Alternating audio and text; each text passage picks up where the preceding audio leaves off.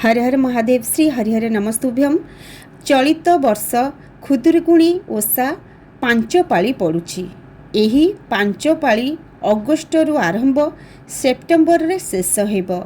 प्रथम पाली खुदुरुकुणी ओषा 10 अगस्ट रे पड़ुछि बा 10 अगस्ट रे आमे प्रथम पाली खुदुरुकुणी ओषा प्रारंभ करिबा।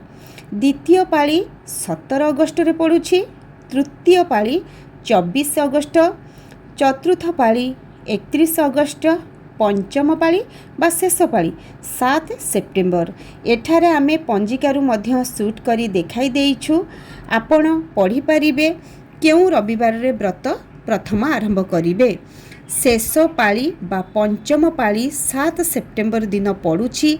जेउ दिन ग्रहण लागुछि तो सेही दिन पाक त्याग एवं देवनीति निषेधर जो समय रही से समय पूर्वर आपण खुदुरुकुणी पूजा शेष करें।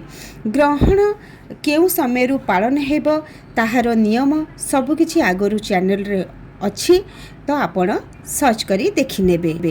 आमे वीडियोर लिंक मध्य डिस्क्रिप्शन बॉक्स रे देई देबु, आपण चाहिले सर्च करी नेबे। रहुछु हर हर महादेव श्री हरिहर नमस्तुभ्यम।